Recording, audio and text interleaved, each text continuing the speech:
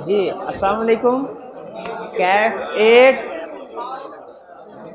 आज के लेक्चर का आगाज करते हैं।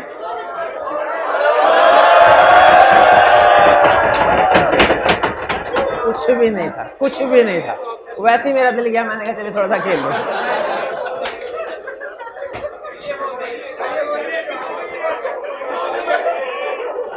आज आखिरी लेक्चर हमारा, हाँ जी, आखिरी लेक्चर का आगाज करते हैं। आज के लेक्चर में हमने क्या सीखना है? हम सीखेंगे मॉडिफिकेशन पैराग्राफ की ड्राफ्टिंग। आपको याद है, सारे सेशन में नहीं सिखाया, तो अब वो वक्त आ गया सीखने का कि आप ये सीखे मॉडिफाइड ओपिनियन पैराग्राफ कैसे ड्राफ्ट करते हैं। फिर ऑडिट रिस्क मॉडल, आपको याद होगा हमने स्टडी किया था, याद है ऑडिट रिस्क मॉडल क्या थी equation? Inherent risk into control risk into audit risk is equal to inherent risk into control risk into detect. ये हमने ऑडिट रिस्क मॉडल स्टडी तो किया है, लेकिन इसको यूज कैसे करते हैं प्रैक्टिकली वो हम सीखेंगे। फिर ओपिनियन एक्सप्रेस करने से पहले कौन से मैटर्स कंसीडर करने हैं ये सीखेंगे, जो कि आपको पता है। देखिए ये दोनों कंसेप्ट जो है ना, ये आपने पहले सीखे हुए हैं, ठीक है। सिर्फ आपको एक आधा कंसेप्ट इसको थोड़ा शेयर करना है आपके साथ, वरना ओपिनियन एक्सप्रेस करने से पहले कौन से मैटर कंसीडर किए जाते हैं आपको पता है। मिस स्टेटमेंट और स्कोप लिमिटेशन है, सबसे बड़े मैटर्स तो यही हैं। और एंड पे case study, questions of IT controls. तो आज बेसिकली 4 कंसेप्ट है, लेकिन जो 2 मेन कंसेप्ट हमने डिस्कस करने हैं वो हाउ टू ड्राफ्ट मॉडिफिकेशन और दूसरा case study, questions of IT control. उसके बाद उसमें ये छोटे से कंसेप्ट है, ये भी हम इसके साथ निपटा लेंगे। इसके साथ हमारा सिलेबस हो जाएगा कंप्लीट। अच्छा, अपनी तरफ से मैंने तसल्ली कर ली है कि सिलेबस आपका सारे का सारा डिस्कस हो जाए, उसकी सफिशिएंट प्रैक्टिस हो जाए। लेकिन अब चूंकि सेशन कंप्लीट हो गया, उसके बाद क्लास तो होगी नहीं, तो दरमियान में ऑफ एंड ऑन कभी मेरा कॉलेज में चक्कर लगा तो मैं आप लोगों को व्हाट्सएप पे मैसेज कर दूंगा, ताकि अगर किसी स्टूडेंट को कोई प्रॉब्लम है, वो कुछ डिस्कस करना चाहता है तो वो डिस्कस कर ले। और आपको अगर कोई लगे कि कोई ऐसा कंसेप्ट है जो डिस्कस नहीं किया हमने, या कोई ऐसा क्वेश्चन है जो कि पास्ट पेपर का प्रॉब्लम कर रहा है और वो अहम है, डिस्कस होना चाहिए, आप वो मेरे साथ शेयर कर दीजिएगा। मैं उसकी अलहदा से वीडियो बना के उस जो भी वो टॉपिक होगा या जो क्वेश्चन होगा वो आप लोगों के साथ शेयर कर दूंगा। ये कंटीजेंसी प्लानिंग के तौर पे है, वरना अपनी तरफ से मेरी रीजनेबल एश्योरेंस है कि हमने इसको सिलेबस को कंप्लीट कर लिया है। मेरी कोशिश होगी कि एक तो एक्स्ट्रा क्लासेस रख के आपके साथ डिस्कशन की जाए, जो लेटेस्ट एक ही सीटिंग के अंदर पूरे का पूरा जो पेपर है उसको डिस्कस किया जाए। उसमें कुछ एग्जाम टेक्निक्स वगैरह डिस्कस कर लें। कोई एक क्लास मैं प्लान करूँगा आइंदा आने वाले दिनों में कि वो कंडक्ट हो जाए, जिसमें एक ही सीटिंग के अंदर आप पूरा पेपर जो है वो डिस्कस करें और कुछ एग्जाम टेक्निक्स रिसेंट ट्रेंड के ऊपर मैं आपको बता दूं, गाइडेंस। इसके अलावा मेरी असेसमेंट के मुताबिक हमारा सिलेबस सारा कंप्लीट हो चुका है। और एक चीज़ और ध्यान में रखिएगा, अगर आपने 90% तक क्लासेस ली हुई हैं, 85 to 90% क्लासेस ली हुई हैं, यानी तकरीबन 115 हमारा टोटल लेक्चर्स हैं। अगर आपने 100 तक लेक्चर्स लिए हुए हैं और होम असाइनमेंट 50% या उससे ज़्यादा करते रहे हैं डेली बेसिस के ऊपर तकरीबन, तो आप रीजनेबल फेज में है। इसी लेवल पे एफर्ट्स को कंटिन्यू करें, आसानी से पास हो जाएंगे इंशाल्लाह, आसानी से पास हो जाएंगे। लेकिन क्राइटेरिया सुन लें, क्राइटेरिया क्या है? 100 लेक्चर्स लिए हों, इससे ज़्यादा एब्सेंटिज्म नहीं होना चाहिए, और डेली बेसिस के ऊपर 50% या उससे ज़्यादा असाइनमेंट की हो। क्योंकि हमने असाइनमेंट जो है वो इस तरीके से बनाते थे, क्योंकि अंदाज़ा होता है पास्ट एक्सपीरियंस से कि अगर 6 क्वेश्चन देंगे ना स्टूडेंट्स को, तो 6 के 6 नहीं करके आएंगे, वो 4 क्वेश्चन देंगे। तो असाइनमेंट स्टार्ट से ही थोड़ा सा 1-2 क्वेश्चन हम सरप्लस ही आपके साथ शेयर किया करते थे, ताकि 1-2 अगर आप कोई असाइनमेंट कंप्लीट नहीं भी कर पाते तो कम से कम जो ऑब्जेक्टिव है असाइनमेंट का, जितनी प्रैक्टिस रिक्वायर्ड है वो पूरी हो जाए। तो अगर आपने असाइनमेंट पूरी नहीं भी की हुई, 60-70% तक भी करते रहे, तो इसका मतलब है असाइनमेंट में जो मकसद था वो पूरा हो गया और आप पास हो सकते हैं। आखिरी आखिरी लास्ट मंथ में याद रखें, और ख़ास तौर पे एग्ज़ाम से कुछ दिन पहले एक साइकोलॉजिकल प्रेशर बिल्ड होता है जो लाजमी बिल्ड होगा, आप पे भी बिल्ड होगा। आपको लगे क्योंकि अब ये वो महीना है जिसमें एक तो आपके साथ उस्ताद नहीं है जो कि आपको तसल्ली दे सके, आपकी प्रॉब्लम शेयर कर सके, आपको गाइड कर सके। तो जब आप अकेले खुद बैठ के पढ़ रहे होंगे ना, तो मे बी सम टाइम आप अपने आप को ओवरबर्डन फील करेंगे, प्रेशर, अंडर प्रेशर फील करेंगे। आपको लगेगा काम बहुत ज़्यादा है, जो कि है भी ज़्यादा। ज़ाहिर है 3 सब्जेक्ट सीए के पूरा सिलेबस 1 महीने में रिवाइज करना आसान टास्क नहीं है। लेकिन अगर आपने पहले लेक्चर, अगर आपके कोई ऐसे पेंडिंग चीज़ें नहीं हैं, कोई टॉपिक ऐसे नहीं है कि जो पेंडिंग आपने बिल्कुल ही उनको हाथ नहीं लगाया, पहले अगर क्लासेस ली हुई हैं, कुछ थोड़े बहुत क्वेश्चन भी किसी भी सब्जेक्ट के किए हुए हैं, तो याद रखिए आखिरी महीने में 3 सब्जेक्ट आसानी से कम्प्लीटली रिवाइज हो सकते हैं। सिर्फ आपने अपने आप को अंडर प्रेशर नहीं आने देना और इस कंक्लूजन पे नहीं पहुंचना अब अगले आने वाले पीरियड में कि किसी एक सब्जेक्ट को क्विट कर देते हैं। आपकी सारी मेहनत जो है वो ज़ीरो हो जाएगी जो आपने की हुई है। तो किसी भी इस दिन के बाद अगर तो क्विट करना है तो अभी सोच लें, आज इस दिन के बाद आप क्विट करने, किसी सब्जेक्ट को क्विट करने का डिसीजन ना कीजिएगा। तैयारी जैसी तैसी भी है उसको कैपिटलाइज करें, पेपर देने की कोशिश करें, और हो सकता है कि आप एवरेज तैयारी के साथ पास हो सकते हैं। ठीक है, मेरा ये एक्सपीरियंस है। कई दफ़ा ऐसा हुआ कि मैंने तैयारी में अच्छी करता था, अपने पूरे कैरियर में मेरी ये आदत होती थी कि तैयारी, और सिलेक्टिव स्टडी नहीं करता था, लेकिन बहुत दफ़ा ऐसा हुआ कि 70% तक पेपर अटैम्प्ट हुआ, पेपर अटैम्प्ट ही 70% हुआ। अब आगे उसमें से ठीक कितना गलत कितना है वो अलग बात है, लेकिन उसके बावजूद मैं पास हो गया। तो आप भी हो ये लेकिन समटाइम ना आप जैसे एक चीज़ हमेशा याद रखिएगा, जैसे जैसे आप किसी भी चीज़ के बारे में आपकी एक्सपर्टीज़, आपका नॉलेज बढ़ता जाता है ना, तो इंसान की साइकी है, जैसे जैसे उसका किसी फील्ड में नॉलेज बढ़ता जाता है, उसकी नज़र फिर उस चीज़ पे नहीं रहती जो उसे आता है, बल्कि उसकी नज़र उस चीज़ पे जारी होती है जो उसे नहीं आता। तो जितनी ज़्यादा आपकी तैयारी अच्छी होती जाएगी ना, आप देखें ये जो जितने अच्छे स्टूडेंट, मेहनती स्टूडेंट होते हैं, ज़्यादा मेहनत करने वाले, उन्हें हमेशा आप टेंशन में देखेंगे। उसकी रीज़न ये होती है, हालांकि उन्हें एवरेज स्टूडेंट से बहुत ज़्यादा चीज़ें आ रही होती हैं, लेकिन उनकी नज़र उस चीज़ों पे नहीं होती जो उन्होंने कवर कर ली है, जिनके ऊपर उनकी नज़र उन चीज़ों पे होती है जो उन्होंने कवर नहीं की। तो इसीलिए अगर आपको आखिरी दिनों में कभी ये प्रेशर बिल्ड हो ना, आपके जहन में ये चीज़ आए कि मेरी तो बहुत सी चीज़ें रह गई हैं, तो मैं पर्सनली समझता हूँ ये नेगेटिव सिग्नल नहीं है, बल्कि ये पॉजिटिव सिग्नल है। क्योंकि इसका मतलब ये है कि आप ये जो चीज़ें रहेगी ना, चाहे 10 है, 15 है, 20 है, जितनी भी है, इसका मतलब है बाकी की जो 100-150 चीज़ें हैं वो आपने कवर कर ली हुई हैं। लेकिन एज ऑडिटर आपको पता है हमारी भी आदत होती है एक्सेप्शन रिपोर्टिंग की। जो चीज़ें ठीक होती हैं वो हम जनरल पब्लिक को रिपोर्ट नहीं करते, जो गलत होती हैं वो हम मैनेजमेंट का जो दूसरे लोगों को रिपोर्ट करते हैं।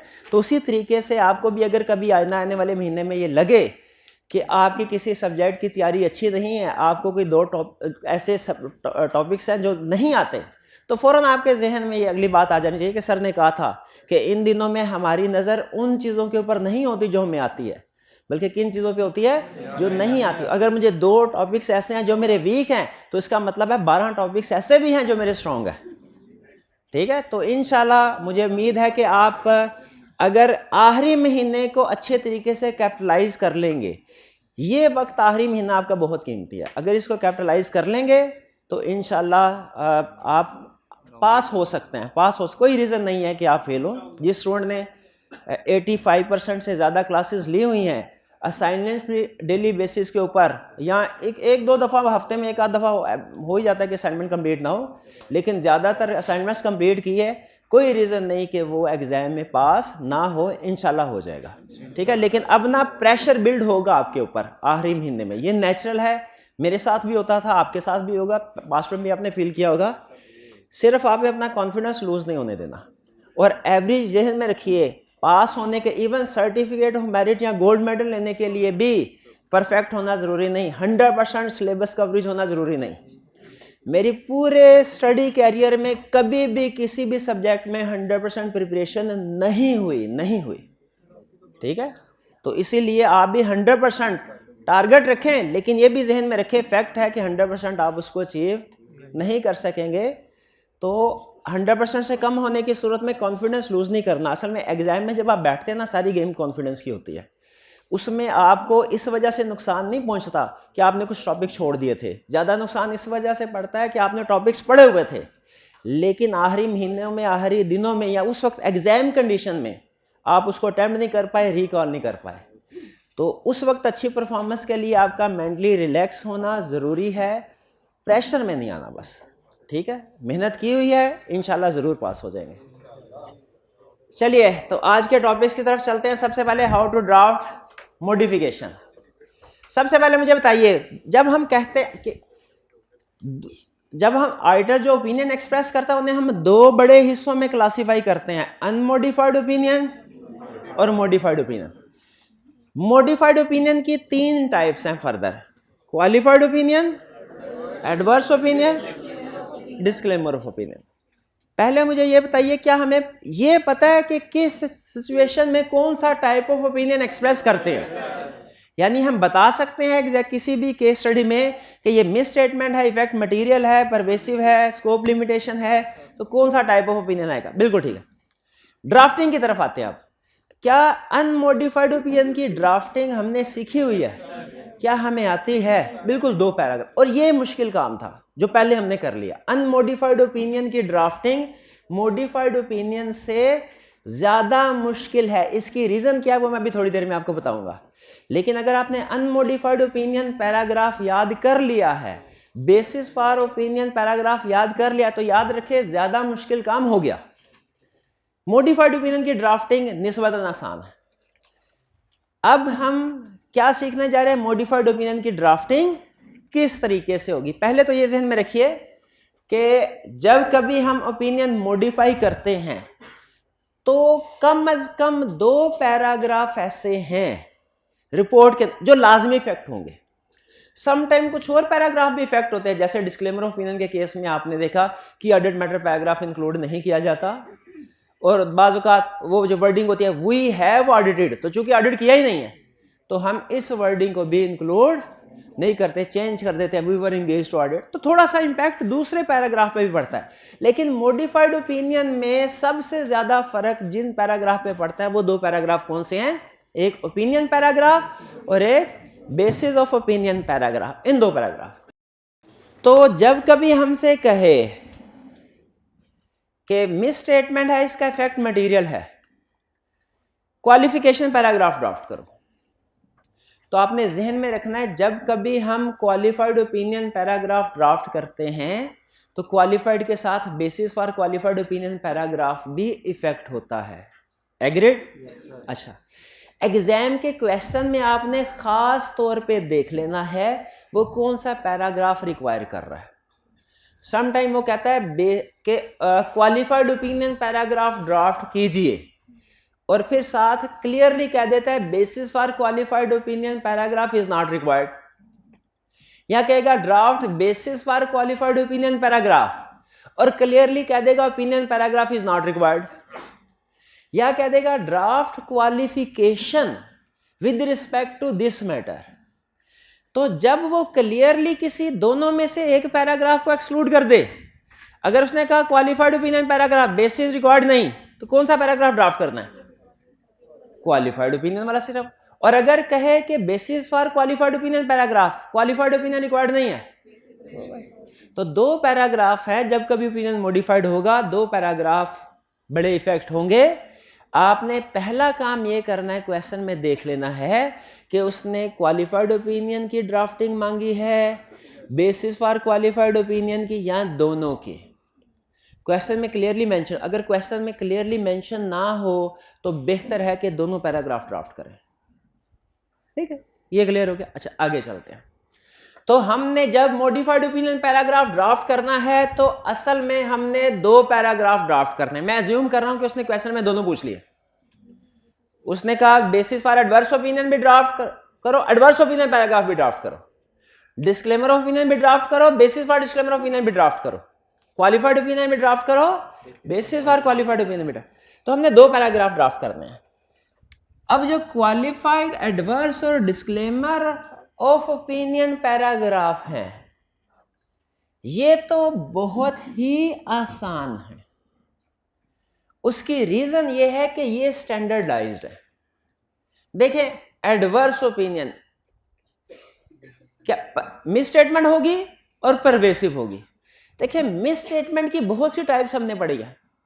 मिस स्टेटमेंट सैकड़ों किस्म की हो सकती है, लेकिन याद रखिएगा मिस स्टेटमेंट किसी भी किस्म की हो, एडवर्स ओपिनियन की वर्डिंग सेम होगी।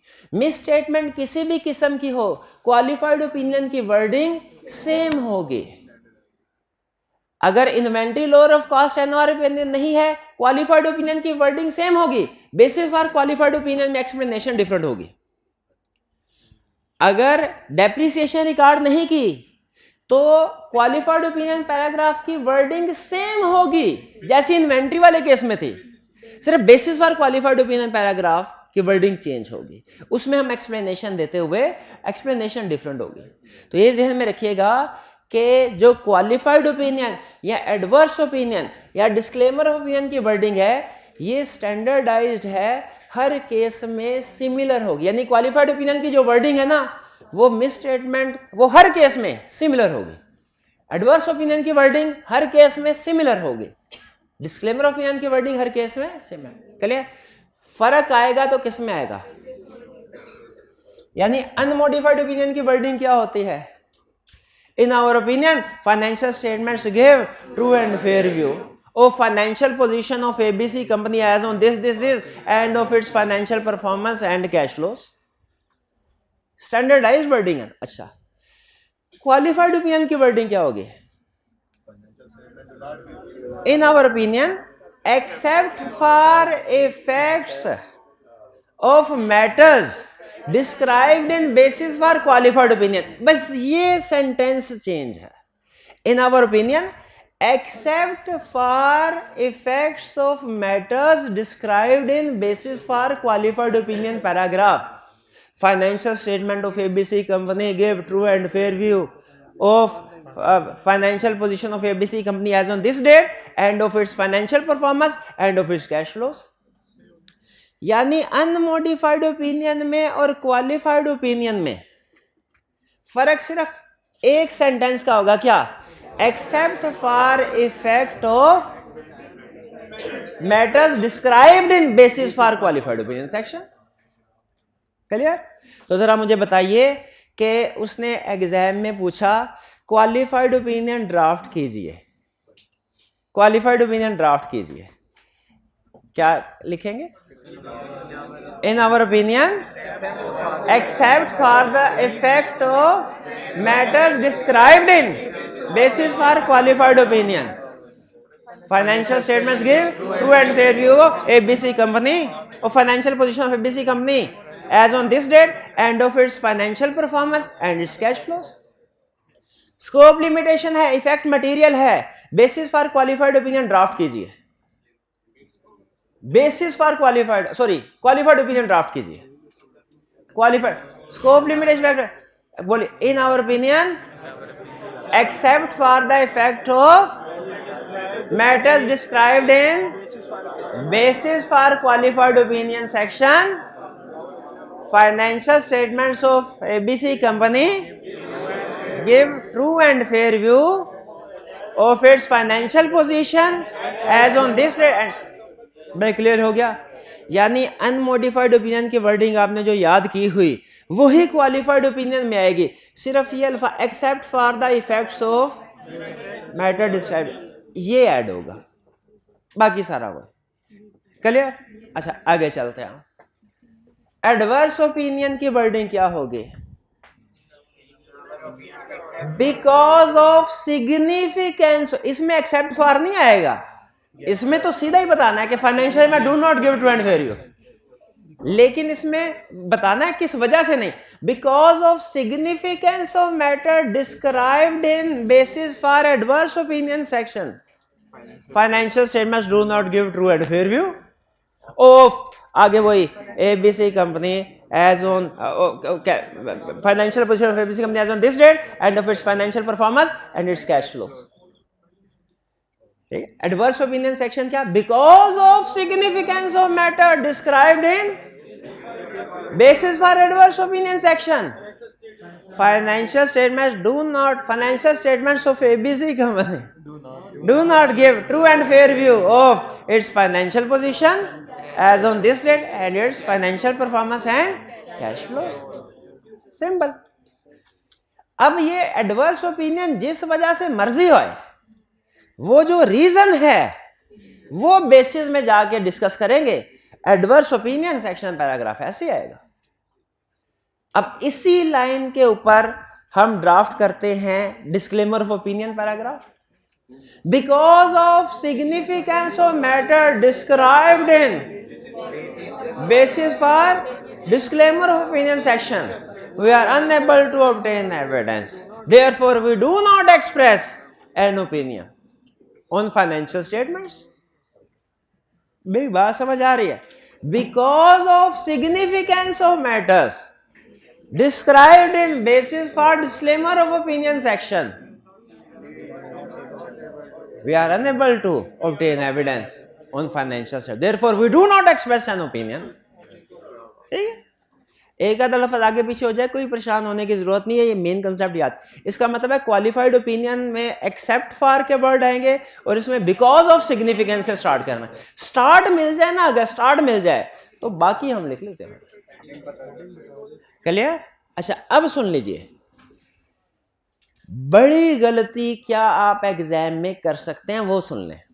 छोटी गलती क्या कर सकते हैं जिसकी वजह से नंबर तो कम होंगे लेकिन आप इंशाल्लाह फेल नहीं होंगे. छोटी गलती क्या है कि आपको ओपिनियन पैराग्राफ ड्राफ्ट करते हुए एक दो लफ्ज आगे पीछे हो जाए, ये छोटी गलती. बड़ी गलती क्या है? उसने कहा था क्वालिफाइड ओपिनियन पैराग्राफ ड्राफ्ट करो, आपने उसके बजाय बेसिस का पैराग्राफ ड्राफ्ट करते. उसने कहा था बेसिस का ड्राफ्ट करो, क्वालिफाइड. ये बड़ी गलती. अच्छा, और सुने, अब एक गलती ऐसी, अब सुनिए, अब मैं आप पिक नहीं कर पाएंगे वैसे मेरा ख्याल है, लेकिन बहरहाल उसने क्वेश्चन पूछा, ये भी 2 अटेम्प्ट्स पहले का क्वेश्चन है. उसने कहा क्वालिफाइड ओपिनियन पैराग्राफ ड्राफ्ट करो, basis for qualified opinion paragraph is not required. सुन ले, स्टूडेंट ने क्या लिखा? हेडिंग, पहले हेडिंग भी हेडिंग देते हैं ना, क्वालिफाइड ओपिनियन, हेडिंग दे के नीचे लिखा in our opinion except for the effects of matter described in basis for qualified opinion section.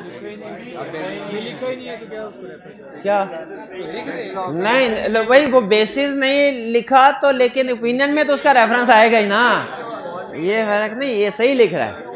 in our opinion except for the effect of matter described in basis for qualified opinion section, financial statements of ABC company give true and fair view of its financial position as on this date and of its income and comprehensive income and cash flows for the year ended this.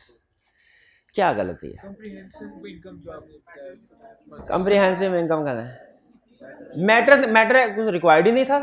Question में उसने clearly कह दिया था basis for qualified opinion paragraph is not required.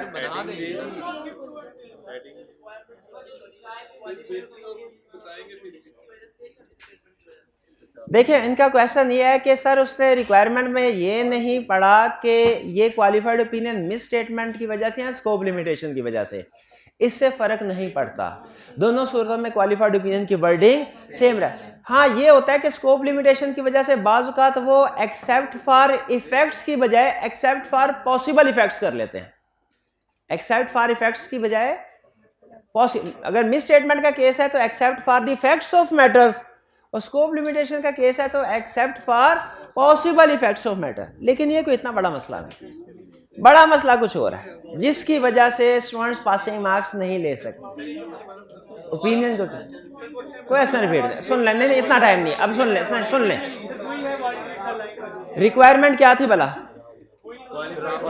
Qualified opinion paragraph draft करें, basis required नहीं थी.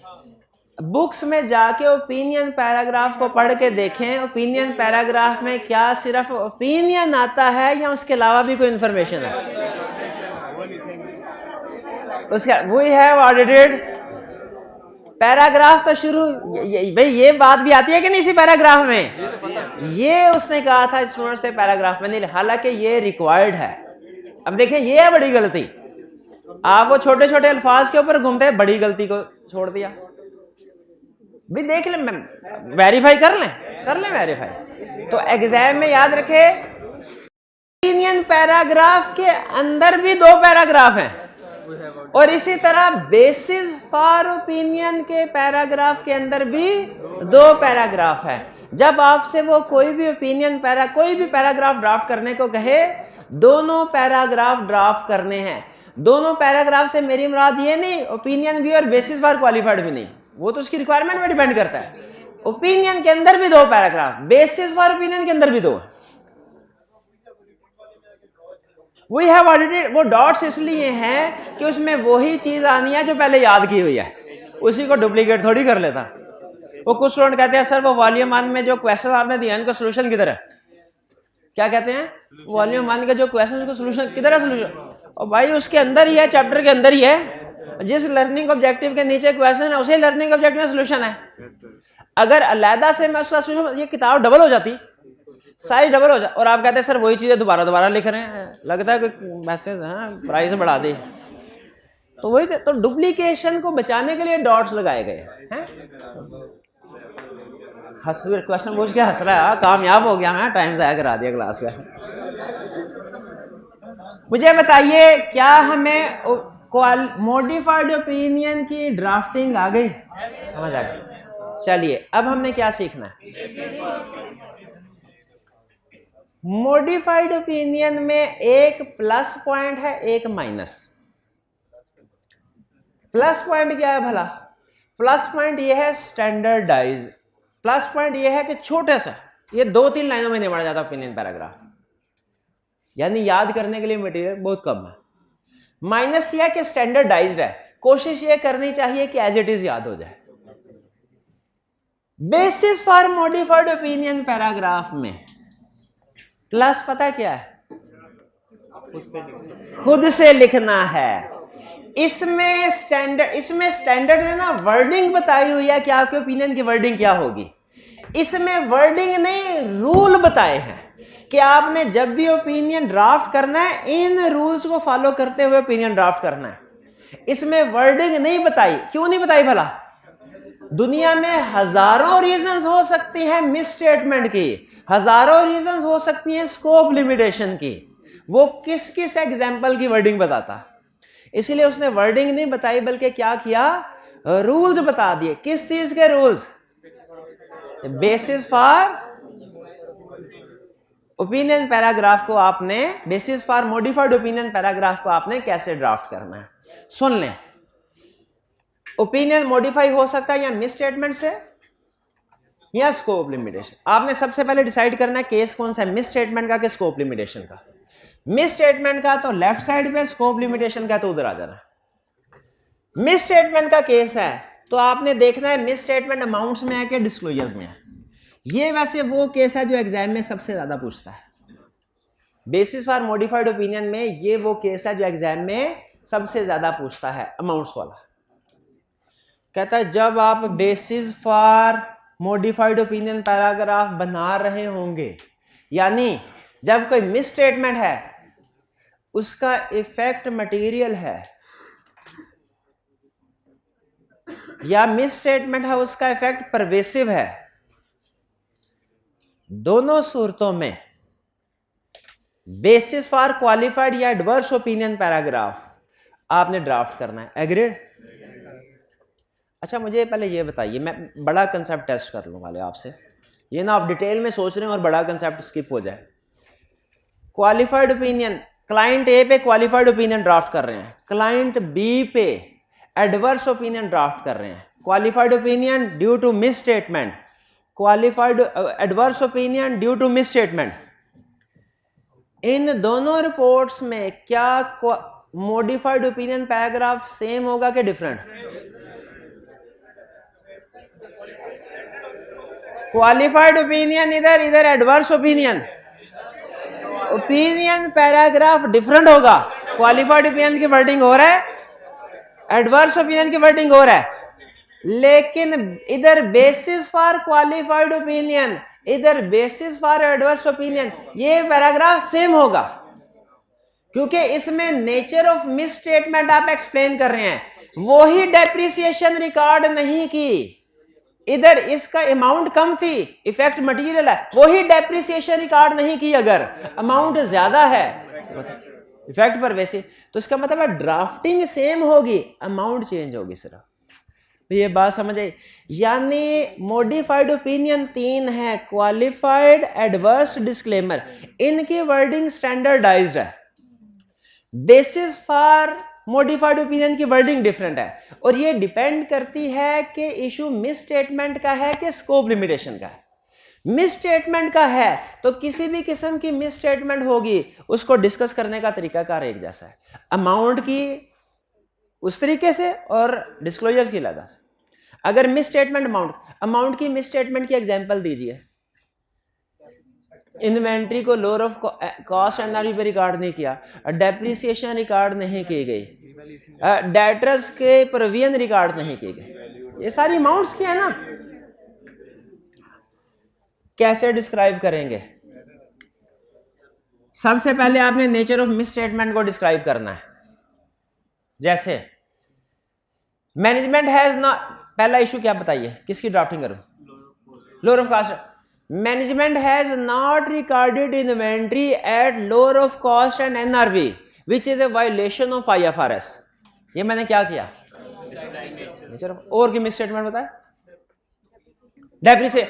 Management has not recorded depreciation on its fixed assets, which is a violation of IFRS. Revaluation. Management has not recorded its assets on revalued amount, which is a violation of IFRS. Management has not recorded provision for its doubtful debts, which is a violation of requirements of IFRS. ये है nature of misstatement. Clear? अच्छा मुझे बताइए, nature of miss statement बता देना काफी है या कि उसकी क्वांटिफिकेशन भी होनी चाहिए? ये क्वांटिफिकेशन को समझिए, एक तरह से एडजस्टिंग एंट्री इसमें बताई जाए, इफेक्ट बताया जाता है कि अगर इस मिस स्टेटमेंट को ठीक करते तो प्रॉफिट पे क्या इफेक्ट पड़ता, ताकि मैनेजमेंट ने जो एरर रिकॉर्ड नहीं किया उसका इफेक्ट यूजर को पता चल जाए। तो स्टेप नंबर 1 में हमने नेचर ऑफ मिस स्टेटमेंट को डिस्क्राइब करना है, स्टेप नंबर 2 में हमने क्वांटिफाई करना है, मिस स्टेटमेंट को एक्सप्लेन करना है, और फिर क्वांटिफाई करने का मतलब क्या है? क्वांटिफाई करने का मतलब है अमाउंट्स बतानी उस मिस स्टेटमेंट की क्या इफेक्ट आएगा। अब सुनिए, पहला केस कौन सा था? इन्वेंट्री का। अब मैं फिर से भूल गया, पहले basis for qualified opinion paragraph की ड्राफ्टिंग होने लगी है। Management has not recorded inventory at lower of cost and NRV which is a violation of IFRS. Had management recorded its inventory at NRV, inventory would have been reduced by rupees इतना, cost of sales would have been increased by rupees इतना, x लगा दे, and profit and equity would have been decreased by rupees इतना इतना। भाई समझ आई बात के? फिर अगली एग्जांपल डेप्रिसिएशन। अच्छा, अब मेरा दिल कर रहा है कि आपको डेप्रिसिएशन पे क्वालिफाइड ओपिनियन भी बता दूं और बेसिस फॉर क्वालिफाइड ओपिनियन की ड्राफ्टिंग, ये भी ना। अच्छा, पहले क्वालिफाइड ओपिनियन, अच्छा इसमें सिर्फ अहम वाली चीज बताऊं कि वो स्टैंडर्ड वाला पैराग्राफ भी, स्टैंडर्ड वाला तो आप पढ़ ही लेंगे। अच्छा सुने फिर क्वालिफाइड ओपिनियन।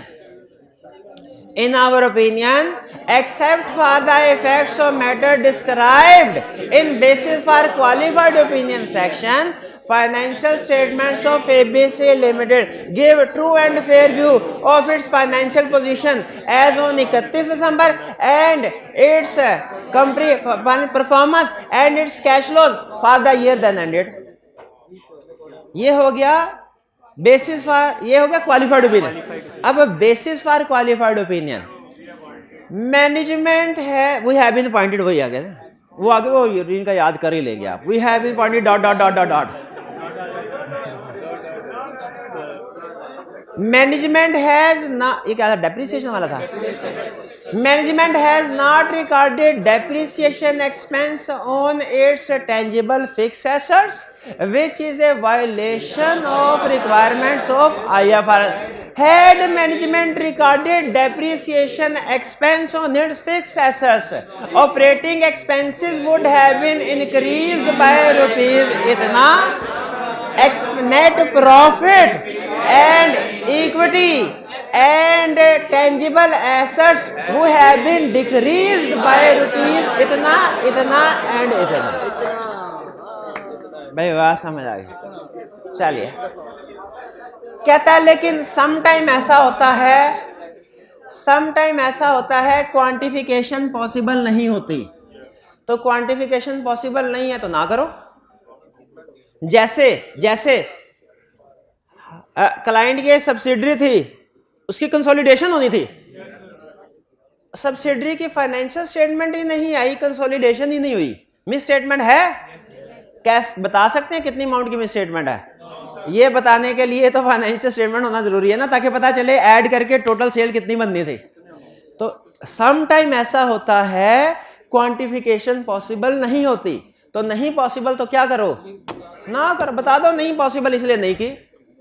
अब आप एग्जाम्पल पढ़ेंगे ना एक एडवर्स ओपिनियन की, तो उसमें वो एडवर्स ओपिनियन के ड्राफ्टिंग सही कर रहा है, बेसिस फॉर एडवर्स ओपिनियन भी सही कर रहा है, क्वांटिफिकेशन नहीं बता रहा, नहीं गलत कर रहा, क्योंकि क्वांटिफिकेशन पॉसिबल ही नहीं है, सब्सिडरी की फाइनेंशियल स्टेटमेंट ही नहीं थी भाई। ठीक है, आगे चलते हैं, आगे चलते हैं। डिस्क्लोजर, डिस्क्लोजर देखिए, आप उसको स्कोप लिमिटेशन की तरफ लेके जाना चाह रहे हैं, वो मिस स्टेटमेंट है।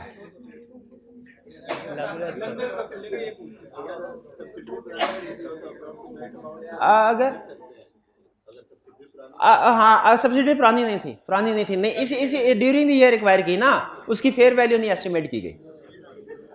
अगर डिस्क्लोजर में मिस स्टेटमेंट है तो क्या है, हाँ डिस्क्लोजर तो रॉन्ग या नॉन डिस्क्लोजर, उसके नेचर को एक्सप्लेन कर दो और कोशिश करो जो डिस्क्लोजर ओमिट किए गए ना या गलत है, कोशिश करें क्या उसे इंक्लूड कर दें अगर प्रैक्टिकेबल हो, और अगर प्रैक्टिकेबल नहीं है इंक्लूड ना करें। जैसे यहां पे भी मिस स्टेटमेंट की क्वांटिफिकेशन करो, अगर क्वांटिफिकेशन पॉसिबल नहीं है ना करो।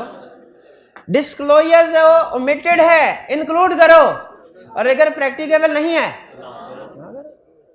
डिस्क्लोजर कब इम्प्रैक्टिकेबल होते हैं, उसकी एग्जांपल देता है, कहता है जब क्लाइंट ने डिस्क्लोजर प्रिपेयर, रिलेटेड पार्टी का डिस्क्लोजर प्रिपेयर ही नहीं किया, क्या आप उस डिस्क्लोजर को इंक्लूड कर सकते हैं? ना, तो क्लाइंट ने था, या डिस्क्लोजर प्रिपेयर किया आपको नहीं दिया, अवेलेबल नहीं है, या डिस्क्लोजर प्रिपेयर भी किया क्लाइंट ने, आपको अवेलेबल भी किया, लेकिन वो बहुत ज्यादा लेंथी है, हमारी 4 सफ़ों की रिपोर्ट 40 सफ़ों की रिपोर्ट बन जाएगी, वो डिस्क्लोजर इतना ज्यादा लेंथी है, तो इस सूरत में डिस्क्लोजर को इंक्लूड नहीं करते। भाई समझ आ गए?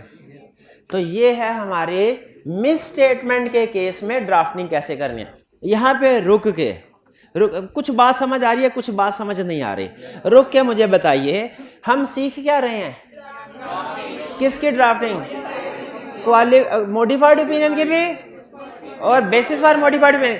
इसमें स्टैंडर्ड पैराग्राफ आपको नहीं सिखा रहा, वो आपने रटा अनमॉडिफाइड में लगा लिया होगा, ठीक है। क्वालिफाइड ओपिनियन चाहे किसी भी केस में ओपिनियन क्वालिफाइड हो, उसकी वर्डिंग सेम होगी, वो हमने पढ़ ली, except for possible effect, except for facts of matter described in basis for opinion paragraph, बाकी सारा सेम। एडवर्स ओपिनियन चाहे किसी भी केस में एडवर्स ओपिनियन दे रहे हैं, एडवर्स ओपिनियन की वर्डिंग सेम आएगी, क्या, because of significant matter described in basis for adverse opinion, चाहे financial matter do not give true and fair view of ABC company, बाकी सारे। डिस्क्लेमर ऑफ ओपिनियन किसी भी केस में दे रहे हो, डिस्क्लेमर ऑफ ओपिनियन की वर्डिंग सेम आएगी. Because of significance of matter described in disclaimer of opinion section we are unable to verify, we are unable to obtain evidence, therefore we do not express an opinion. Clear? तो modified opinion तो आसान है ना, standardised wording है. लेकिन basis for modified opinion उससे भी आसान है. क्यों? वर्डिंग स्टैंडर्डाइज नहीं है. वर्डिंग स्टैंडर्डाइज नहीं है इसका मतलब, इसको आसान क्यों कह रहा हूं? हाँ, हम अपनी आगे फेर फेर कर सकते हैं, हम अपनी मर्जी से, लेकिन रूल को फॉलो करना है. रूल क्या है कि अगर मिस स्टेटमेंट अमाउंट की वजह से है तो आपने नेचर को एक्सप्लेन करना है. क्वांटिफिकेशन अगर पॉसिबल है, क्वांटिफिकेशन पॉसिबल नहीं है तो जाने दो. और अगर डिस्क्लोजर है तो इंक्लूड करना है डिस्क्लोजर, और अगर इंक्लूड करना प्रैक्टिकेबल नहीं है तो ना कर. और वो 3 एग्जाम्पल मेरा भाई मुझे बताएगा और खुश करेगा. वो कौन सी 3 एग्जाम्पल्स हैं जिसमें डिस्क्लोजर क्लाइंट ने ओमिट किया एक डिस्क्लोजर और उससे रिपोर्ट में इंक्लूड नहीं कर सकते? क्लाइंट ने not prepared, not available, undue length. अब आगे चलते हैं. स्कोप लिमिटेशन, स्कोप लिमिटेशन, थोड़ी सी हिम्मत, इसके बाद सारा लेक्चर नॉर्मल, इजी इजी. चाय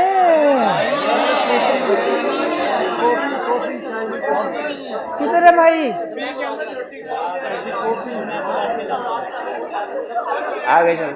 अच्छा चले, अभी चाय चाय वो कुछ कर रहे हैं, कुछ ना कुछ अरेंजमेंट है. आगे चले, आगे चल. नहीं वो कह रहे थे कि भागदौड़ कर रहे हैं, तड़ कर रहे हैं. स्कोप लिमिटेशन, स्कोप लिमिट क्या करना है? सबसे पहले डिस्क्राइब करना है प्रोसीजर जो परफॉर्म नहीं किया. और क्यों परफॉर्म नहीं किया?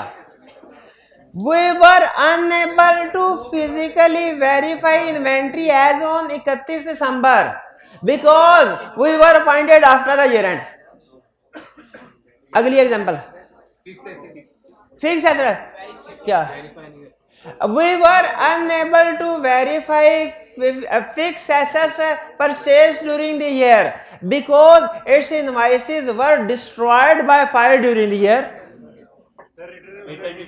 Reader, we were unable to obtain evidence about certain matters because management refused to provide us written representation. We were unable to send confirmation letter to debtors because management did not allow us to send confirmation. Yeah, there were some errors in the computer system relating to accounts receivable. Amount आगे पीछे होगी तो management ने कहा भाई गलत amount है, ना भेजो. यानी पहले क्या स्कोप लिमिटेशन में क्या करना है? पहले बताना क्या प्रोसीजर परफॉर्म नहीं किया, क्यों नहीं किया.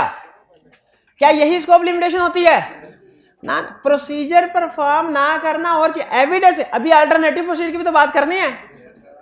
वी वर अब आगे स्टैंडर्डाइज्ड वर्डिंग है. We were unable to obtain evidence from alternative procedures too. Therefore, we are unable to verify whether inventory is fairly stated in financial statement. Clear? Yes. नहीं, अब पूरा पैराग्राफ. ना ना ना ना, क्वालिफाइड ओपिनियन भी, qualified opinion भी आ रही है. थोड़ा इंतजार कीजिए महाराज. भाई अचानक आमद होती है भाई. अच्छा सुन ले, कौन सा पैराग्राफ? बोलो sir. Qualified duty, scope limit, example. Scope limitation की कोई एग्जाम्पल? स्टॉक काउंट नहीं कर सका, स्टॉक काउंट नहीं कर सका. Effect material, scope limitation. सुनिए अब पहले, अच्छा मैं याद नहीं करके आया हुआ, आपने चेक करना है कि तकरीबन ठीक है कि नहीं. तकरीबन सुनिए, पहले मेरी हेडिंग क्वालिफाइड ओपिनियन. पहले we have audited dot dot dot dot dot because in our opinion, नहीं, in our opinion except for the effects of matter described in basis for qualified opinion section of our board, financial statements of ABC Limited give true and fair view of its financial position and its financial performance and comprehensive income for the year and cash flows for the year then ended. इसके बाद basis for qualified opinion section, basis for qualified opinion section. हाँ, मसला क्या बताया था? Physically very stock count नहीं कर, stock count नहीं. We were unable to count stock of client as on 31 December 2022 because we were appointed after the year end. We were unable to obtain evidence from alternative procedures too. Therefore, we are unable to verify whether inventory is fairly stated in financial statements. आखिरी question, ये multiplied by 2 लिखा है, ये multiplied by 1 लिखा है. Sometime ऐसा होता है, स्कोप लिमिटेशन 2 रीजंस की वजह से हो सकते. परवेसिव स्कोप लिमिटेशन कैसे होगी? अब देखिए, आखिरी ड्राफ्टिंग की एग्जांपल करवा रहा हूं, और ये है ना डेटर को कंफर्मेशन लेटर सेंड कर पाए, ना इन्वेंट्री को वेरीफाई कर पाए. इफेक्ट परवेसिव है. अब जरा सुनिएगा, सबसे पहले हेडिंग डिस्क्लेमर ऑफ ओपिनियन, ठीक है. आगे नीचे लिख रहा है वी हैव ऑडिटेड, ने किया ही नहीं कुछ, we were engaged to audit dot dot dot dot dot. आगे सुने. Because of significance of matter described in basis for disclaimer of opinion section, we were unable to obtain evidence. Therefore, we are unable to express opinion on these financial statements. फिर इसके बाद basis for disclaimer of opinion section, पहले कौन सा करते हैं? Inventory का. We were unable to physically verify inventory of ABC Limited as on 31 December 2021 because we were appointed after the year end. बस. आगे दूसरा issue, we were also unable to send confirmation letters to debtor because management did not allow us to send because there was some computer errors in the system. अब दोनों चीजें, दोनों इकट्ठे, अब ये एक ही दफा आएगा.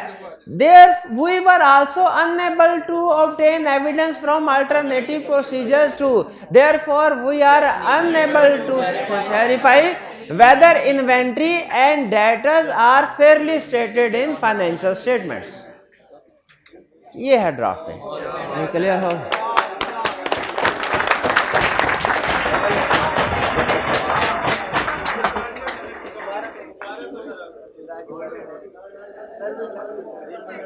अच्छा, क्या मैंने आपको बताया है एक रिपोर्ट में कितने ओपिनियन आ सकते हैं? एक. अब जरा सुने. अच्छा, अब जरा अब ये प्रैक्टिकल इशू आपसे पूछने लगा हूं. एक ही ऑडिट में मटेरियल मिसस्टेटमेंट है. टाइप ऑफ ओपिनियन बताएं. मटेरियल मिसस्टेटमेंट, क्वालिफाइड में, material scope limitation, pervasive misstatement, pervasive scope limitation. अब सुने, एक ही ऑडिट में material misstatement and material scope limitation.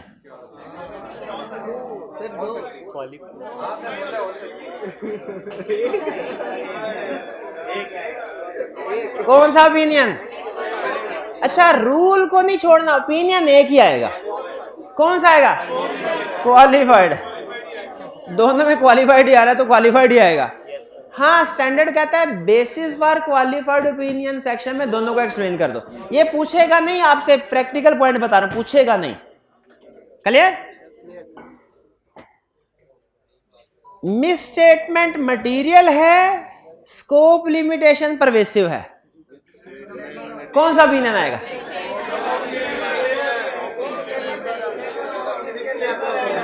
Disclaimer जो बड़े वाला है, लेकिन स्टैंडर्ड कहता है basis for disclaimer of opinion में दोनों को एक्सप्लेन कर दो।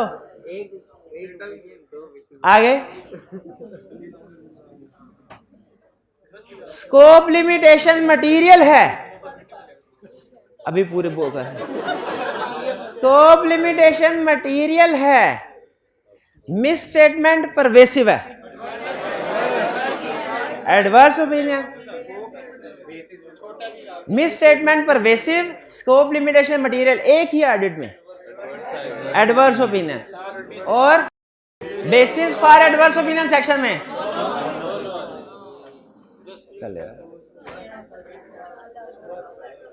ठहर जाए ठहर जाए ठहर जाए।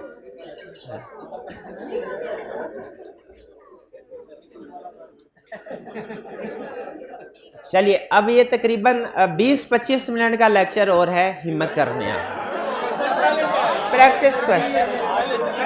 हाँ वैसे पहले चाहे वाकई काफी देर हो यार, ये कोई भाई जाए जरा टीए को ढूंढे। अभी इसके बाद आपकी कोई क्लास तो नहीं है?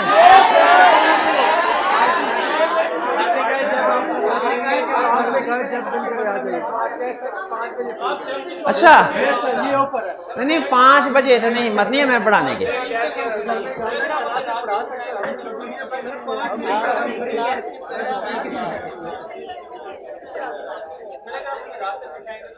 नहीं होता,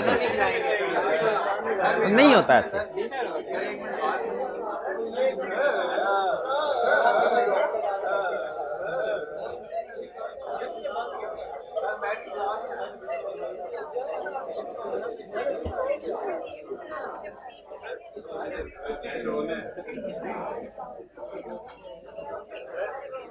एक चैप्टर तो भूल ही गए हम करना।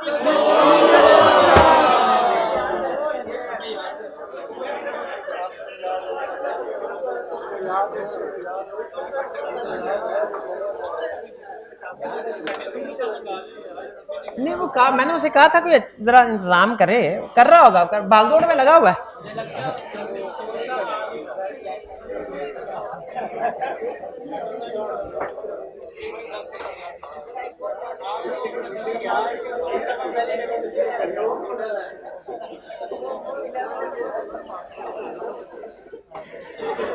अच्छा इसमें दो इधर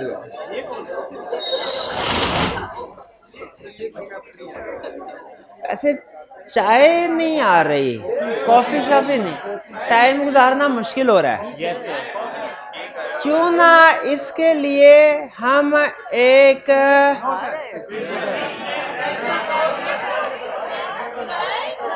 basis for qualified opinion section draft कर लें तब तक। बड़ा कॉन्फिडेंट फील करेंगे इधर करके, हैं ठीक। वो शरीफ आदमी बैठा, कुछ भी नहीं किया उसने यार। Matters to be evaluated before expressing opinion कहता है ये तो पहले किया हुआ है आपने। अच्छा ये सिर्फ एक दफा क्वेश्चन आया था कोई 27 साल पहले, जहां पे इतना ऑडिट पढ़ रहे हैं मेरे से भी पहले।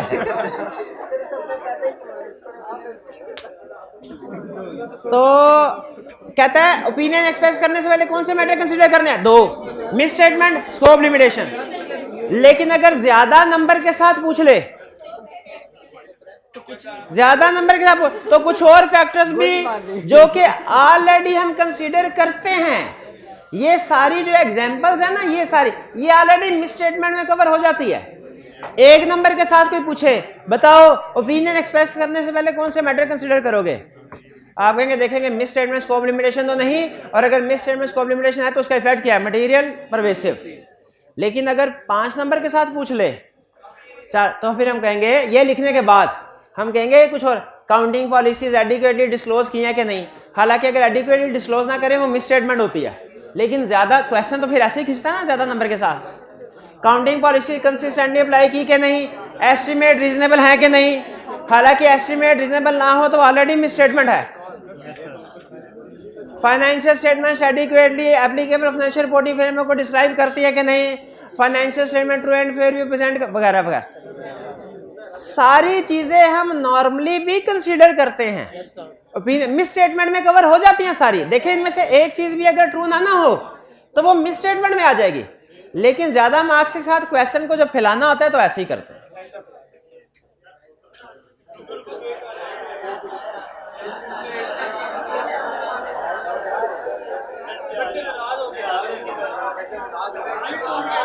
कुछ एक डायलॉग सर, एक बाकी जुमला। आप ना जाए ना चला गया मसाला कोई गया करता हो जिसको भी कहे ना दरखास्त करें नहीं जाने दे भाई जान, कोई जरूरी काम होगा, कोई बात नहीं, एक दिन सब नहीं जाना है।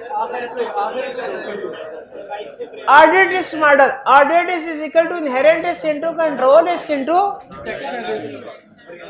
अच्छा इसको जरा 5 मिनट का कंसेप्ट है, जरा गौर से सुन लें। ऑडिट रिस्क जो है ना, ऑडिट रिस्क वो है inherent risk into control risk into. जो स्टूडेंट मैथ में एक्सपर्ट है ना, जो स्टूडेंट मैथ में एक्सपर्ट, आप केक काटेंगे, आप केक जो स्टूडेंट मैथ में एक्सपर्ट है वो ये समझ रहे होंगे कि ऑडिट रिस्क इक्वेशन में हम इनहेरेंट रिस्क और कंट्रोल रिस्क और डिटेक्शन रिस्क को मल्टीप्लाई करके ऑडिट रिस्क कैलकुलेट करते हैं। नहीं, ऑडिट, इसमें सबसे अहम चीज इस इक्वेशन में यही है, ऑडिट रिस्क तो हमें पहले से ही पता होता है कि 5% के लगभग होगा, वो तो ऑडिट एंगेजमेंट में हमने पढ़ा था, रीजनेबल एश्योरेंस पहले ही पता।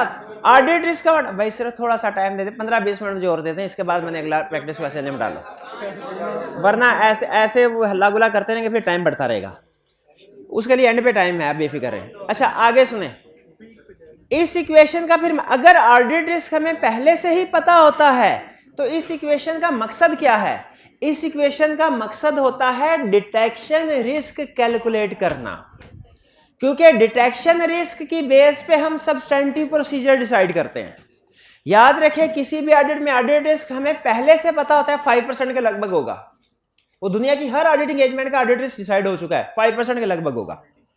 इनहेरेंट रिस्क हम असेस करते हैं अंडरस्टैंडिंग ऑफ एंटिटी से, कंट्रोल रिस्क असेस करते हैं अंडरस्टैंडिंग ऑफ कंट्रोल से।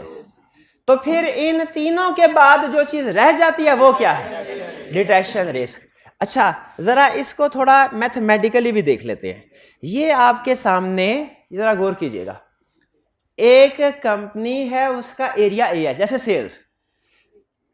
सबसे पहले इनहेरेंट रिस्क असेस करेंगे अंडरस्टैंडिंग ऑफ एंटिटी से।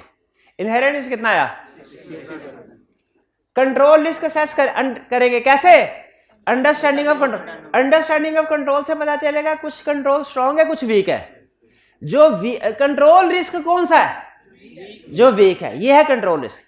इनहेरेंट रिस्क असेस किया अंडरस्टैंडिंग ऑफ एंटिटी से, कंट्रोल रिस्क असेस किया अंडरस्टैंडिंग ऑफ कंट्रोल से, दोनों को मल्टीप्लाई किया तो क्या बना?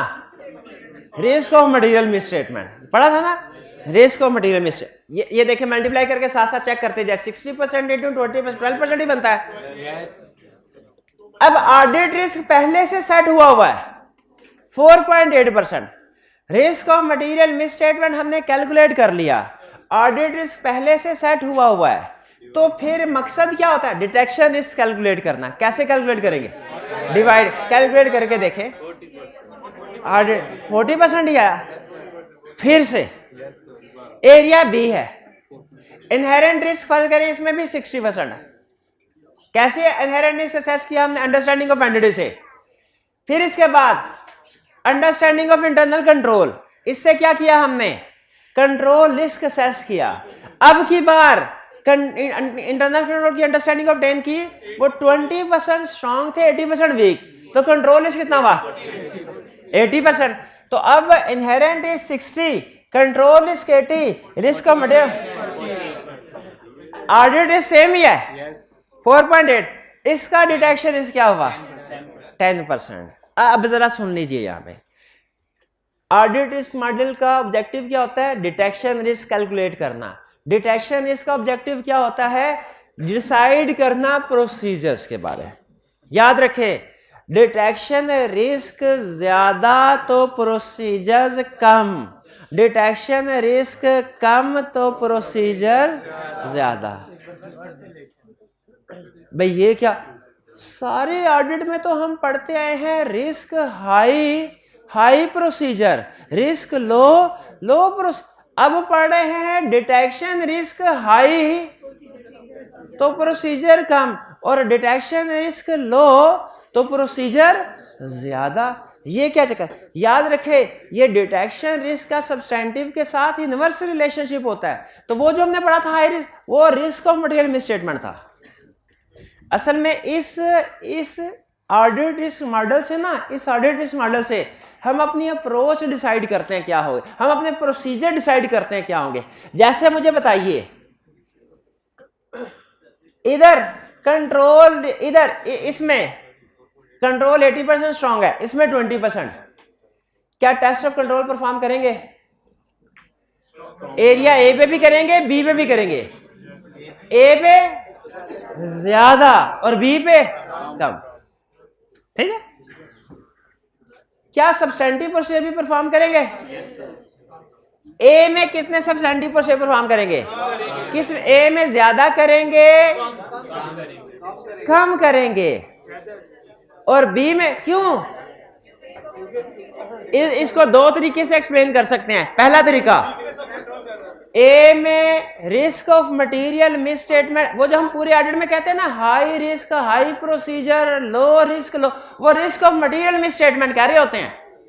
इसमें देखें सेम रूल है रिस्क लो सब्सटेंटिव प्रोसीजर भी कम, रिस्क हाई सब्सटेंटिव प्रोसीजर भी ज्यादा। लेकिन चूंकि डिटेक्शन रिस्क इसके साथ इनवर्स ताल्लुक है तो इसको यूं भी देखिए एग्जाम में घुमाने के लिए आपसे पूछ सकता है। एग्जाम में वो छोटे छोटे क्वेश्चन भी पूछ रहा है मे भी वो किसी 2 नंबर के क्वेश्चन के साथ पूछ ले कि डिटेक्शन रिस्क हाई है सब्सटेंटिव प्रोसीजर बताइए क्या होंगे कम होंगे, क्योंकि आपको पता होना चाहिए डिटेक्शन रिस्क के साथ इनवर्स रिलेशनशिप है वो रिस्क और मटेरियल मिसस्टेटमेंट के साथ पॉसिबल है। इसकी लॉजिक है लेकिन मेरा मशवरा ये है कि अगर आपके पास टाइम नहीं है तो लॉजिक में ना पड़े। इसकी लॉजिक ये है कि असल में डिटेक्शन रिस्क आपको बताता है कि गलती का चांस कितना है आपके पास। जब हमारे पास गलती का चांस ज्यादा होता है तो हम प्रोसीजर कम कर और जब गलती का चांस कम होता है ठीक है। लेकिन बहरहाल आप उस साइड पे ना भी जाएं बे क्लियर हो गया। अब देखिए आपके पास बुक्स हैं जरा लास्ट कॉलम में अप्रोच है अप्रोच को मैच कीजिए कि क्या जिस एरिया में कंट्रोल ज्यादा स्ट्रांग है वहां पे टेस्ट ऑफ कंट्रोल ज्यादा परफॉर्म हो रहे हैं और जिस एरिया में रिस्क ऑफ मटेरियल मिसस्टेटमेंट ज्यादा है क्या वहां पे सब्सटेंटिव प्रोसीजर ज्यादा परफॉर्म हो रहे हैं। जरा चेक कीजिए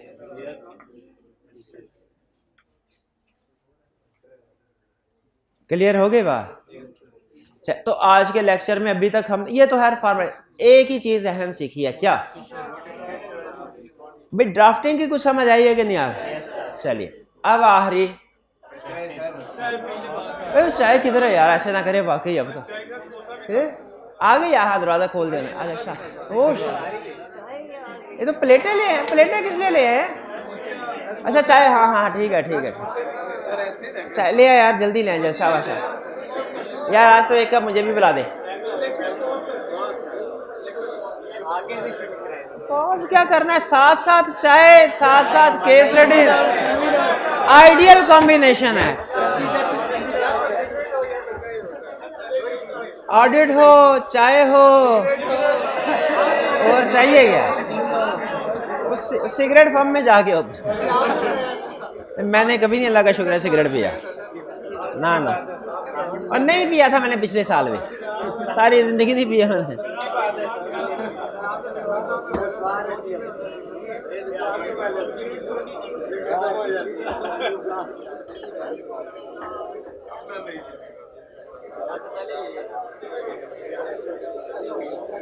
ज्यादा नहीं, सिर्फ 4 सवाल हैं, 4। उन्होंने कहा अरवन की क्लास इसके बाद होगी।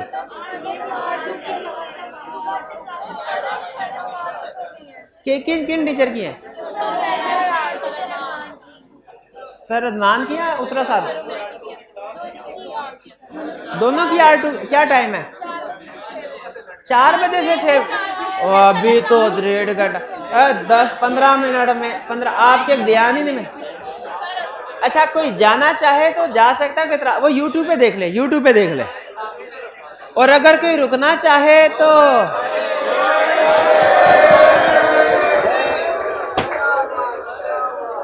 छोटे छोटे क्वेश्चन, यूं छोटे छोटे क्वेश्चन, छोटे छोटे question.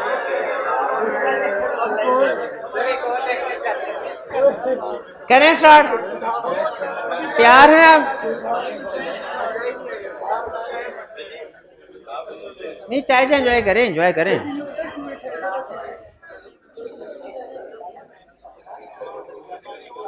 The management of Rose Private Limited seeks your guidance for the following matters.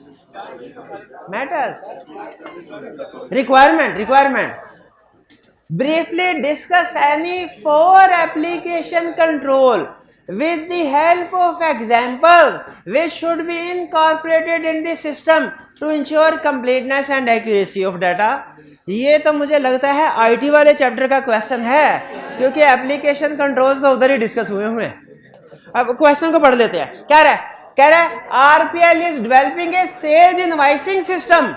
ये सेल इनवॉइसिंग सिस्टम से पता चल गया। जनरल कंट्रोल है क्या? Application sales application.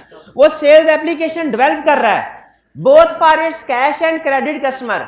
System would record customers name, email address, sale number, NTS number etcetera at time of cell.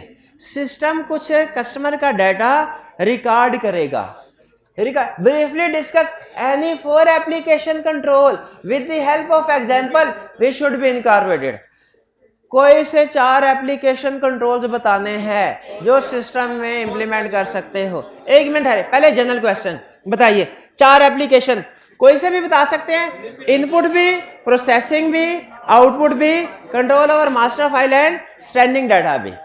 4 में से कोई भी बता सकते, लेकिन उसने हमारे सिलेबस में जो एग्जांपल्स दी हुई है इनपुट कंट्रोल्स की है। तो बताइए कौन बताए? शाबाश शाबाश शाबाश। चारों सिर्फ नाम बता दें, नाम बता दें। 1 मिनट, एक वन बाय वन, एक एक करके। Limit test, sequence test, existence test, हाँ कंप्लीट है, नाम बता दिए। अब काम भी। अच्छा मुझे एक चीज बताइए, हम बड़ी गलती क्या इसको जब हमने, अब उसने कहा है एग्जाम्पल्स बताओ कि इस टेस्ट को कैसे इस्तेमाल करते हैं, वो हम जनरल एग्जाम्पल जो याद की हुई है वो बता देंगे कि सेल्स के कंटेक्स्ट में बताएंगे। बताइए पहला कंट्रोल आपने क्या बताया? Limit test. उसमें क्या इंश्योर करेंगे कि क्रेडिट लिमिट से एक्सीड ना करें। एग्री करते हैं? करेक्ट। जो आपका सीक्वेंस टेस्ट है उसमें आपका सीक्वेंस टेस्ट में क्या चेक करेंगे? कौन सा डॉक्यूमेंट जीडीएन। हाँ तो GDN good dispatch note sequence में आ रहे हो, शाबाश दो। कंप्लीटनेस का ताल्लुक इससे तो नहीं होता कि जितने भी गुड डिस्पैच नोट है सारे रिकॉर्ड हो।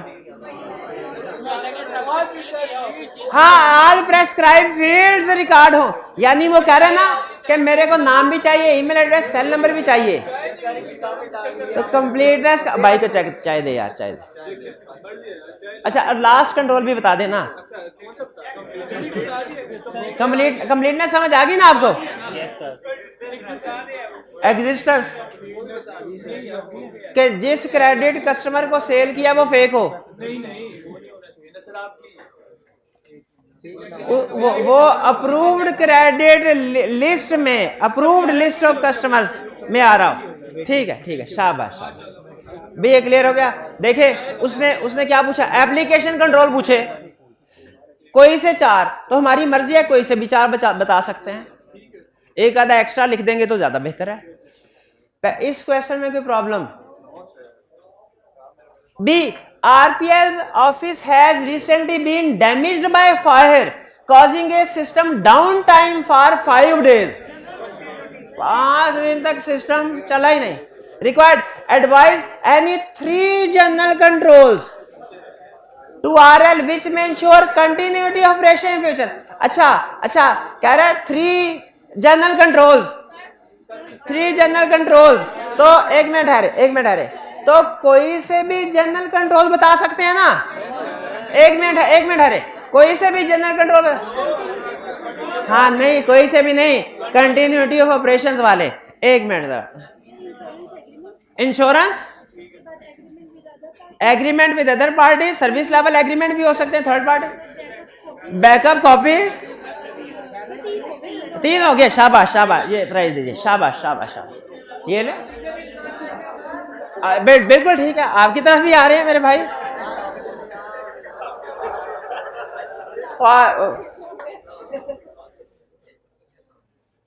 ये दिमाग लड़ाने वाला। इन रिस्पेक्ट ऑफ ईच कंट्रोल, कहता ऊपर जितने भी मैंने कंट्रोल बताए हैं, determine whether it is preventive है कि डिटेक्टिव है कि करेक्टिव, और फिर यह भी बताना है also classify each of above between, journal है कि एप्लीकेशन है। और आगे तीसरी रिक्वायरमेंट मेरी तरफ से भी कि जर्नल कंट्रोल है तो किस कैटेगरी का है वो बताना है, एप्लीकेशन कंट्रोल है तो किस कैटेगरी का वो है। भाई तैयार हैं? कौन है जो बताने को तैयार है? वो पीछे भाई चल आगे आ जा, थोड़ी देर के लिए आगे आ जा, शाबाश, आगे आ जा ना, बात सुनने में करने में आसानी होगी यार, ऐसे ना कर, थोड़ा और करिए।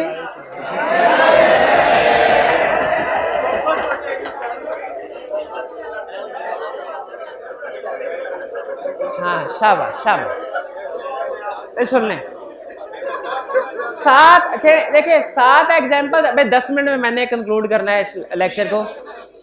7 एग्जाम्पल्स है, इसने भाई ने 4 की ठीक बता दी, या 7 है, 7 दूनी 14, इसने 8 सही बता दी ना, 50% से ज्यादा जवाब दे दिया, तो 100 प्राइज इसका। ठीक है, चलिए पहला,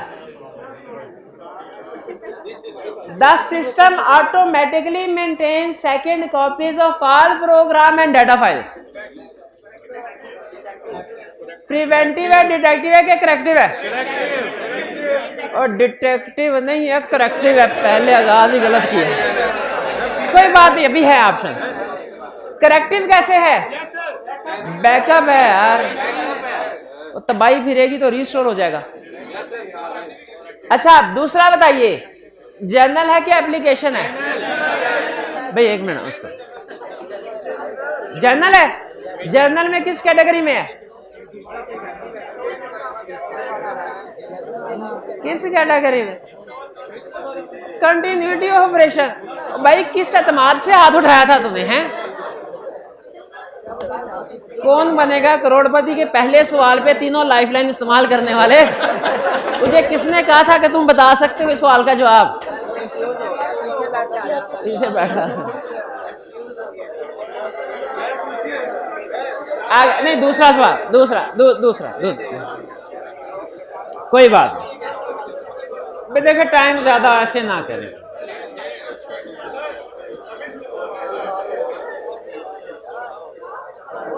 access to program and data file is restricted. प्यारे भाई, ए भाई,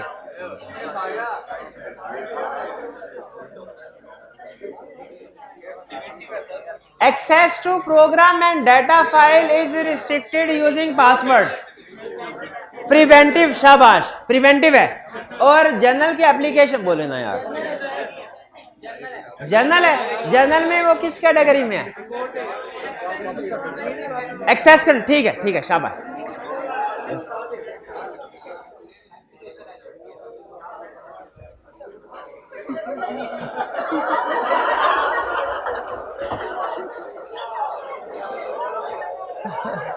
नहीं, मुझे अंदाजा है आपकी जिंदगी में बड़ी बड़ी टेंशनें हैं, और 15 मिनट मुझे दे दे, बस 15 minute. Firewalls software are installed to restrict unauthorized access. Preventive, शाबाश। और नीचे जनरल के एप्लीकेशन, जनरल कंट्रोल किस कैटेगरी में आता है वाला?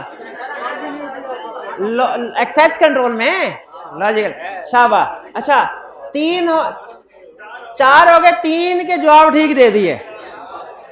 आगे चल, कोई बात। अच्छा, screen warning are displayed as regarding incomplete processing. Detective है, हाँ, एरर सामने आ गया। और जनरल है कि एप्लीकेशन है? एप्लीकेशन है, क्योंकि वार्निंग्स आ रही है कि कंप्लीट प्रोसेस। ये शायद कौन सा कंट्रोल लगाया होगा एप्लीकेशन में? कंप्लीटनेस वाला। एप्लीकेशन कंट्रोल में कौन सा लॉजिकल एक्सेस है? 6 विजन लिमिटेड है, सर्विस लेवल 2 है, 2 में से एक भी गलत बताया, प्राइस फारग है। नहीं, एक भी सही बताया तो प्राइस मिल जाएगा। हाँ, विजन लिमिटेड है service level agreements with reliable software companies for technical support. Yes, corrective है। और जनरल की एप्लीकेशन जनरल है, उसके अंदर हम लोग वो जो अदर जनरल है, हाँ, करते हैं किस कैटेगरी में? ये वो कंटिन्यूटी। Yes, continuity.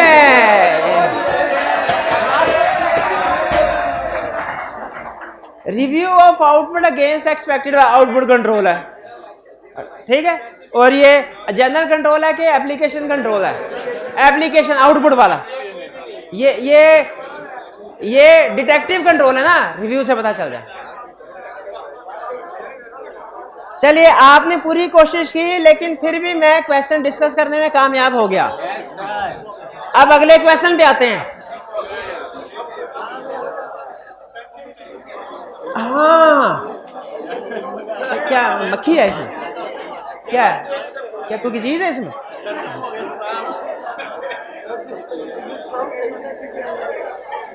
चले चले, आगे आगे आगे आगे आगे। Identify and briefly describe one specific application control in respect of type of to reduce risk. Sir कह रहा है ये मसले मसाइल है कोई माई का लाल जो हल बता सके इसका?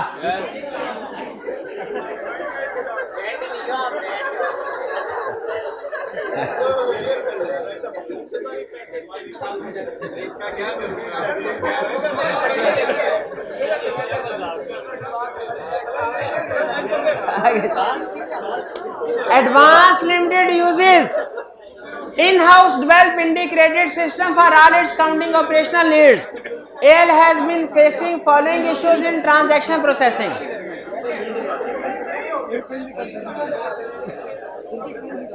नहीं रहने नहीं देना, मैंने डिस्कस करके भेजना है आपको, रहने तो नहीं मैंने देना, ये बात तो रहने दे, कोई नहीं। और कुछ ना सही, ऑनलाइन वालों के लिए तो रिकॉर्डिंग हो रही है ना प्यारे भाई। ये सुनते सुनते खा ले, तेरे को क्या टेंशन है? एक दफा ब्रेक दी ना आपने, खाना खाने के बाद इंसान सुस्त हो जाता, पढ़ा ही नहीं जाता, मुझे पता है ना। 5 मिनट में, सिर्फ 5 मिनट, लेकिन पूरा अटेंटिव होके मसला है, इसका हल बताना है। While processing a batch of 30 purchase invoices, it was noticed that 3 invoices of suppliers were posted twice in the accounts. 2 control इस एरर को प्रिवेंट कर सकते थे। एक डुप्लीकेट चेक, बैच टोटल, शाबाश, बैच टोटल। दूसरा इशू, क्योंकि अगर आपने 10 ट्रांजैक्शन थी 13 रिकॉर्ड कर दी, तो जब आप टोटल करेंगे 1 2 3 4 5 6 7 8 9 10, इधर 1 2 3 13, तो फर्क सामने आ जाएगा। Second, Some instances have been identified in which AL's accountant had posted the amount received from customer in some other customer's account due to a typing error of customer code. Check digit. शाबाश. अच्छा, तीसरा, while processing the payment, accountant often fails to mention the check number, due to which it takes a lot of time to trace the payment. Completeness या sequence? Completeness. के सारी fields completely record हो, फिर ही आगे processing हो. ठीक है, आगे. While recording inventory movements, accountant had used incorrect inventory codes. Since those codes did not exist, system posted the transaction suspense account. Existence है. आखिरी क्वेश्चन. अच्छा, ये ना, ये पहले कई दफा डिस्कस हुआ है.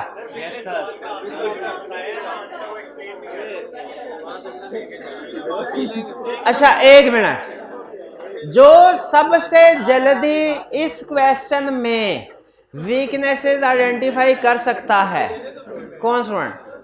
चले, कह रहा है identify 3 control weaknesses in the above situation and suggest any 2 mitigating control against each weakness.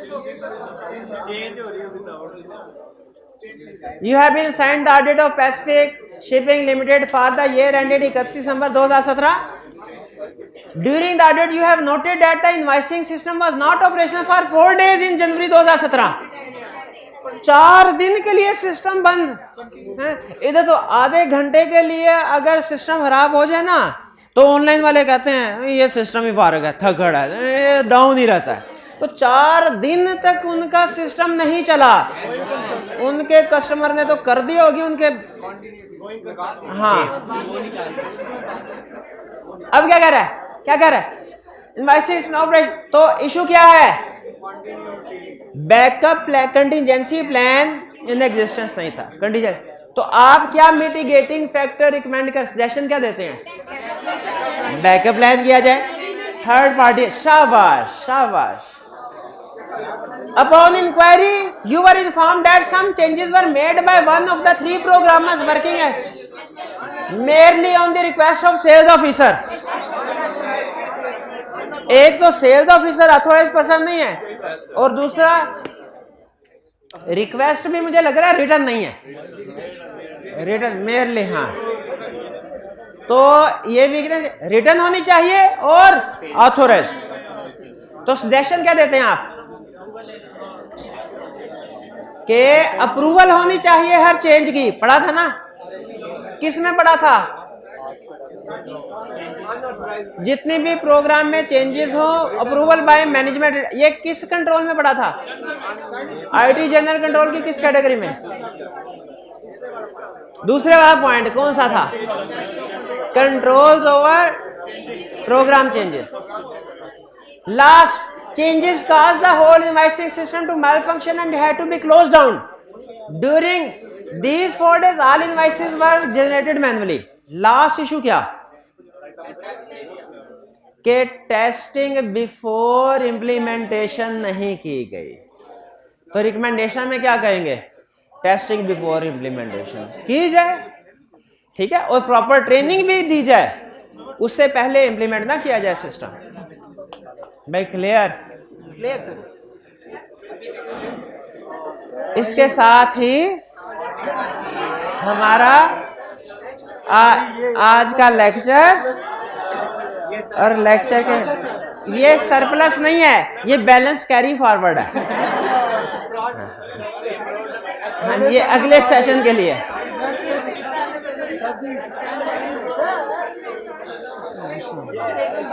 उस्ताद, मुझे उस्ताद ही रहने दे, तमाशबीन ना बनाए. ऐसे फेंक दे. अच्छा, मैं भी कहूँ ये ऐसे ऐसे हिल क्यों रहे हो तुम? अंदर का फनकार जाग रहा है. मजाल है, सीधा होके बैठता हो. ये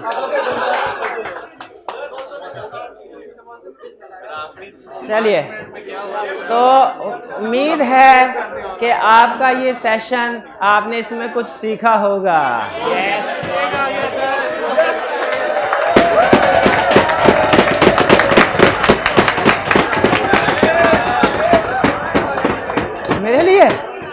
हाँ क्यों नहीं क्यों नहीं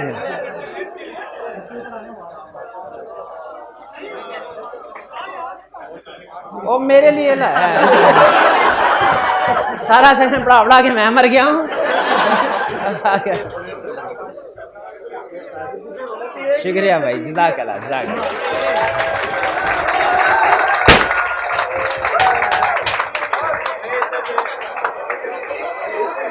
वो भी जा गया। ये भाई जरा रखे था। हैं? हाँ ये ऐसा केक है। हाँ हाँ हाँ हाँ हाँ जरूर जरूर। नहीं कहा। हाँ हाँ चले लेक्चर को क्लोज कर लेते हैं, कहीं हमारी कॉन्फिडेंशियल इंफॉर्मेशन लीक ना हो जाए।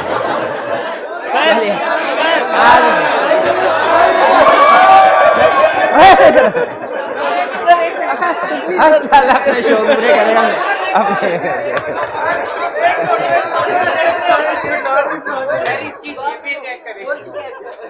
चलिए आज का ये लेक्चर यहाँ पे ख़त्म करते हैं। इस लेक्चर के साथ ही इस सेशन का भी इख्तिताम करते हैं। अल्लाह हाफिज़।